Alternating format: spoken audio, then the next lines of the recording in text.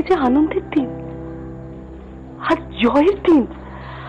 আমাদের খনা জয়লাভ করেছে, তার মানে খনার মধ্যে দিয়ে আমাদের সত্যের জয়লাভ হয়েছে, ন্যায়ের জয়লাভ হয়েছে। আপনি ভুল করছেন রাজবৌদি। সভায় আমি একা ছিলাম। বাকি মন্ত্রীদের উপর কর্তৃত্ব করার অধিকার রাজজ্যোতিষীর থাকে না।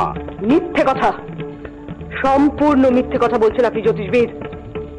ইচ্ছা এবং বোধ বুদ্ধি থাকলে রাজসভায় পদাধিকারী যে কোনো ব্যক্তি একটা পরিবর্তন আনতে পারে। পারে না। সর্বজনের নেওয়া সিদ্ধান্তকেই সভার চূড়ান্ত সিদ্ধান্ত বলে মেনে নেওয়া হয়। আমার মত সেখানে অপ্রাসঙ্গিক। ত্রিজটা, তুমি যতই উত্তেজিত হয়ে জ্যোতিষবিদকে যাই বলো না কেন, ওনার মতামত কিন্তু একেবারে ফেলে দেওয়ার মতো নয়। সত্যিই তো, উনি একা কি করতে পারতেন সভায়? এখন আমাদের দেখতে হবে মহানামা এবং মন্ত্রী মশাই এই সভায় কি করছিলেন। আমি খনাকে কিছু দিতে চাই। আমার তরফ থেকে প্রথম উপহার।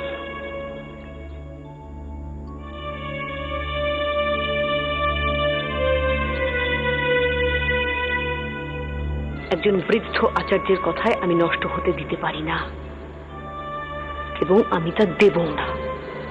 এই পরিবারে আমার কথাই হবে শেষ কথা।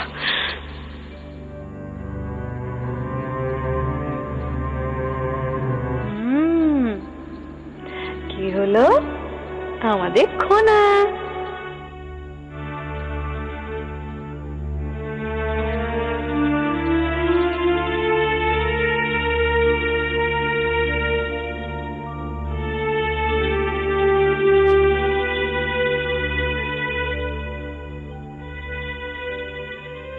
না না খনা, তুমি আমার স্পর্শে এসো না।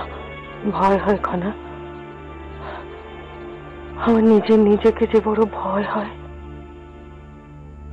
আজ আমি যতটা এগোতে পেরেছি তা তো তোমার জন্যই গৌরক্ষীমা।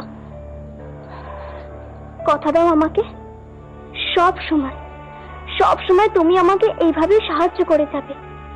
আর হ্যাঁ, কোনোদিনও তুমি আমাকে এইভাবে বলবে না যে তুমি আমার জন্য অশুভ। কথা দাও আমাকে, কোনোদিনও বলবে না তো? আমার খনা,